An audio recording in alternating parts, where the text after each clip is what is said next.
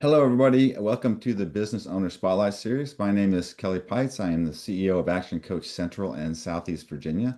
Today, I have A'ndrea Powell. She's the president and CEO of Streamline Facility Services as my guest.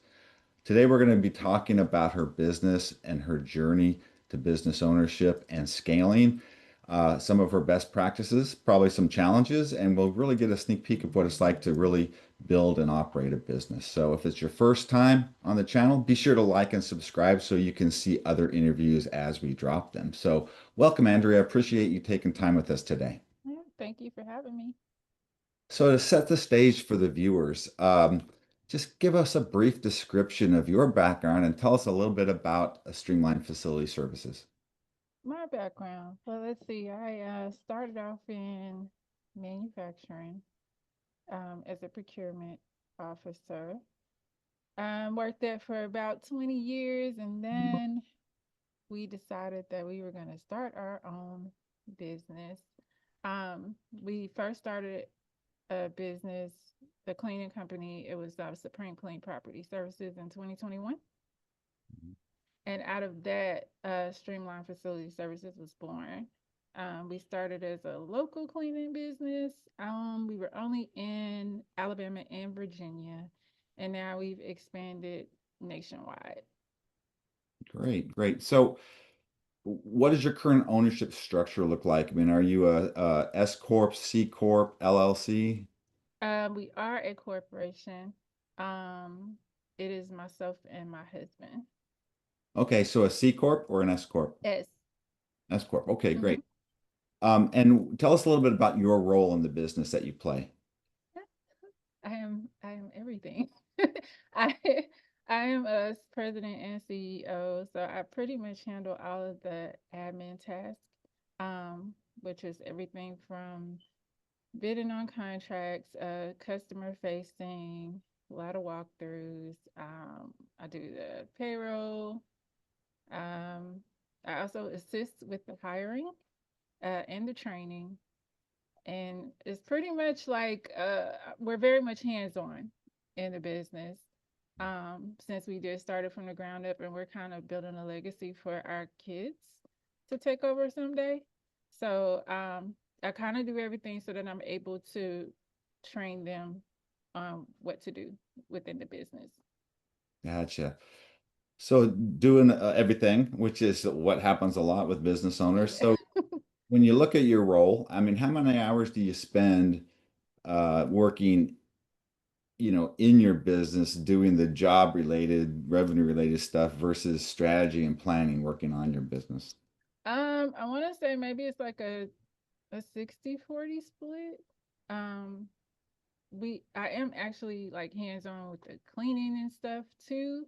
And every time we get a contract, we spend at least a week in there ourselves actually doing the work so they will know, like, get the layout of the buildings, familiarize ourselves with the scope so that once we actually put the workers in there, we're able to show them what they're supposed to be doing so that there's not any, miscommunication or nobody's confused.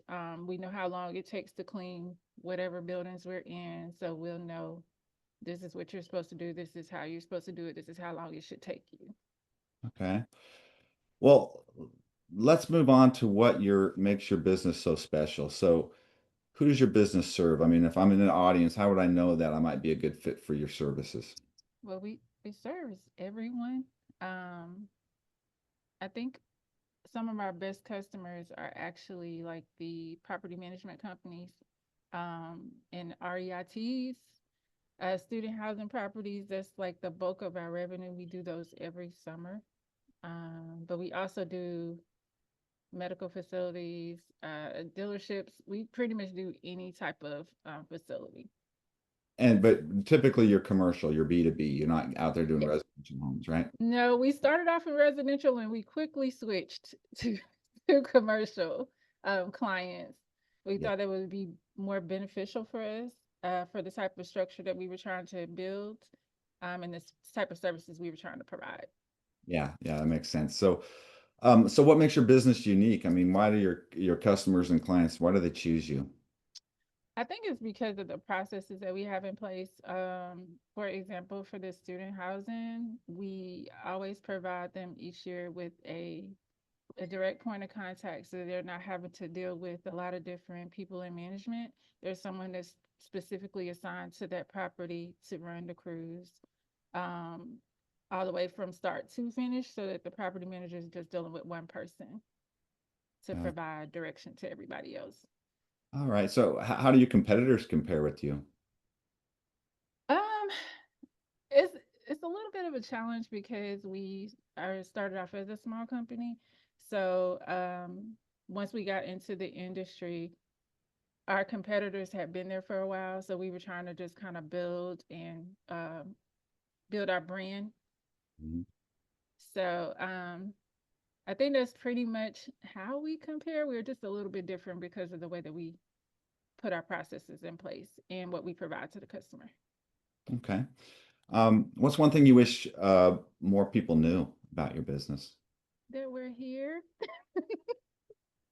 Um, that we're here and we're nationwide and we offer different types of services to different businesses. What are some of the different services you offer? We offer turnover services or make ready services. We do commercial cleaning. We also do pressure washing. Um, we do uh, floor care. We do transportation, medical transport. We also do event planning and catering events, and we offer unarmed and armed security services as well. Okay, wow. So you're spanning a lot of territory there. Yeah.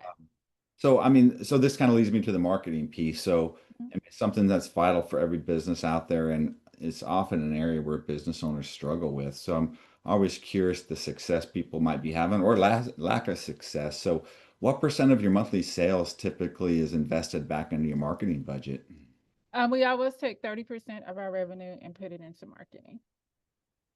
Okay.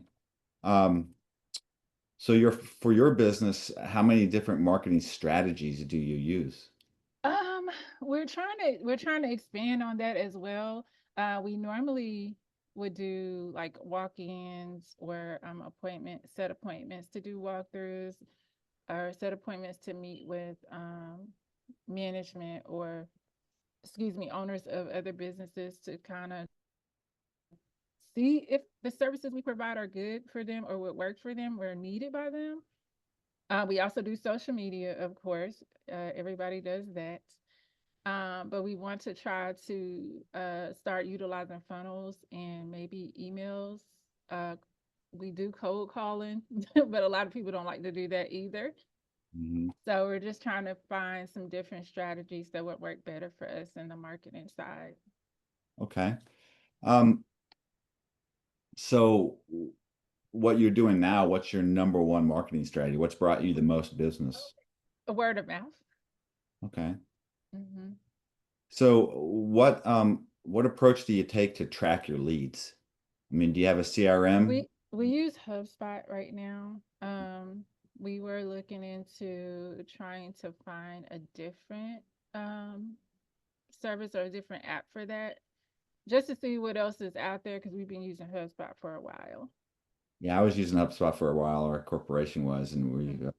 kind of switching it. It can get extremely expensive. Yes, it You can. start to get all the things that you actually need. Need, yes. I agree. You can probably talk about that later. Okay. Yes. All right, so we've been spent a bunch of time focusing on the business and sharing a few of your best practices to the audience. I'd like to take a step back and dive into your journey a Mhm. bit. So, why did you choose to go into business for yourself as opposed to continuing to work for somebody else? That's the problem. It was working for somebody else and helping somebody else build their brand.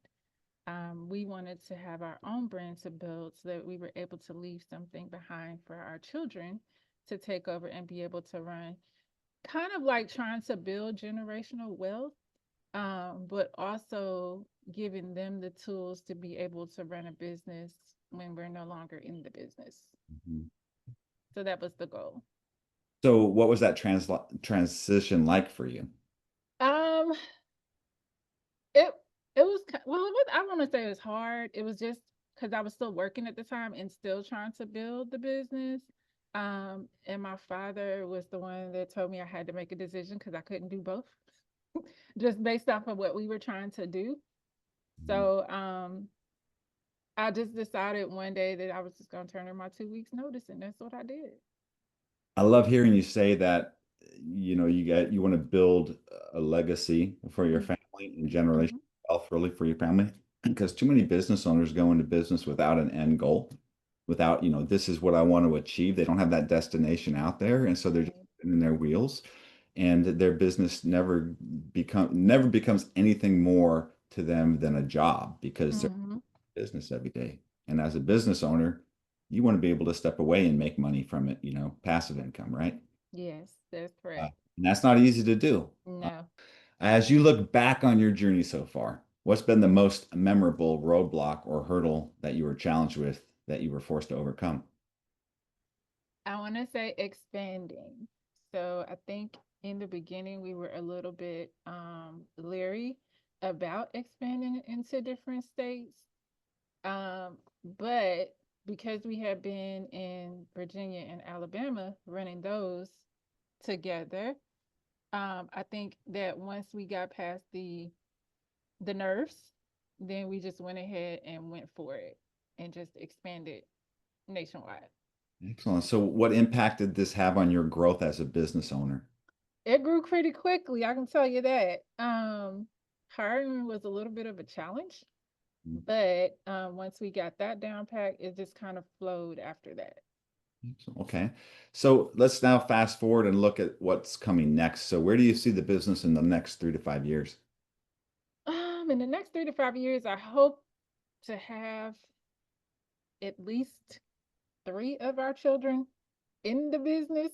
One of them is in training now to be the general manager in Alabama. So I'm thinking that, well, I'm hoping that by then, maybe year three, we will be able to have the children in fully trained and working side by side with us. Um, Growth wise, I I'm hoping that we're able to actually have more than one client in each state. So that is the goal right now. Even though we are nationwide, we don't have clients in every state yet. Okay. So what's been your approach to goal setting? I mean, how many goals do you typically set at a time? How do you document them? What's the time frame? So we normally have a what we call a powwow session, like every 3 months, every quarter. And we set goals, whether it's revenue goals, whether it's expansion goals, or going after a specific industry. And we kind of like we're spreadsheet people, but we also use software and processes, so we kind of track them on the sheets. But it is where everybody can see it, Mhm. and then we're just able to follow along to see if we've hit certain goals. If we have, then we do celebrate those goals. But that's how we keep up with what we're doing. We set goals for ourselves and we track them. Okay, great. So, when thinking about the future of business, it's important to address the topic of building a great team. Mhm. So, how would you describe your leadership style in business? Um, I'm a lead by example person. So I wouldn't ask my team to do something that I'm not willing to do myself. And they can vouch for that. I do lead by example. I always help. I'm not afraid to get my hands dirty. And if they have any questions or concerns or anything that they need to be addressed, I am always available for that. I just I think just from being in the corporate world, I've dealt with a lot of different management styles, and I didn't want to be like that. I wanted to be different, and I wanted to be easygoing but still stern. Um, but I'm not the type to like micromanage. So once I give my team or delegate stuff to my team, I trust that that's what they're going to do. Mhm. So that's the type of leadership that I do. So as you continue to scale and grow across the United States, do you see you having to maybe change your leadership style at all? I think so. I think that I probably will, as we do grow, because I'll be dealing with a lot of different people, a lot of different personalities. So I think that I might just kind of conform to their personality, based on how I lead. Okay. How are there many leaders that you're developing in your team and managers that you're developing in your team? Yeah. So it is me and my husband, and then my father is the CFO. My mother, my family is like really, really hands-on in this business. So my father is the CFO. My mother-in-law, she's the controller. My son is the CTO. My daughter-in-law is the CAO. So we all just kind of like work hand in hand. Um, but mostly it's my family. Mhm. So as you grow and scale across the United States, do you see the need of growing managers? I mean, having people? And Yes, I will. Yeah, we will. We will definitely need that as we grow. what areas of training do you believe your people will need the most in the next 6 months based upon your current business climate and where you're heading? So because we're adding medical transport and we've added just transportation services, period. Um, I think that we will definitely need to be teaching or training on that side, especially for like CDLs or whatever certifications we need for those, especially when it comes to the medical transport side. So we've already started the training for that. Everything else kind of just falls into place from there. We're already cleaning, we're already painting, we have the licenses for that. So whatever other um service that we're providing that we don't have the training for or don't have the certs for is what we're working on now. Wow, we've covered a lot of ground in our conversation today. Mhm. Lots of great nuggets. As we begin to wrap up, I have a few rapid fire questions for you. Okay, kind of O- quick, top of the head answers. All right. Okay. All right. So, Andrew, what's the key to success for you? um, the key to success for me is just being resilient, being resourceful, and I guess me being driven by legacy. Because I kind of thrive under pressure, and I try to turn like my setbacks into strategy. So that would be the key to success for me. Okay. So, what's one piece of advice that you'd give someone thinking about going into business for themselves? Um, I would say to start with a clear vision, but be flexible, like how you plan to get there. Make sure that you have your systems in place early. Whether it's for like your contracts, your financials, whatever it is. And then I would say to make sure that you surround yourself with a team that has the same mindset as you. Great advice. So, if you had to choose only one area of your business that you could immediately improve tomorrow, what would it be? Would probably be um the hiring. We got to go back to that. It's very hard to find um good workers, I guess is the good term for it. Ones that are actually willing to learn, willing to grow, willing to elevate. So for me, that would be something that I would work on, and I'm still working on. Before we get into the final question of the day, how can others learn more about your company and how can they get in contact? Well, they can email us at contact@streamlinefsllc.com. If you'd like to contact me by phone, you can reach me at 256-417-7928. And our website is www.streamlinefsllc.com. Okay, so last question of the day. Mhm. Um, what inspires you most these days? Um, I think I have my family. Um, I have a 4-year-old granddaughter. So I think once she came, it was really like foot to the pedal gas to try to hurry up and get things together so that when it is her time to to grow, um, she can be trained in the business too, so that she can carry it on after my kids decide they want to step back. Great. That's awesome. I'm really glad to see business owners focusing on legacy and generational wealth. Hmm. After all, that's what business is for. It's Yeah. that lifestyle you want. So, Sandra, that wraps up the interview. Great job. Thanks so much for taking time with us today. Thank you so much for having me. I really appreciate it.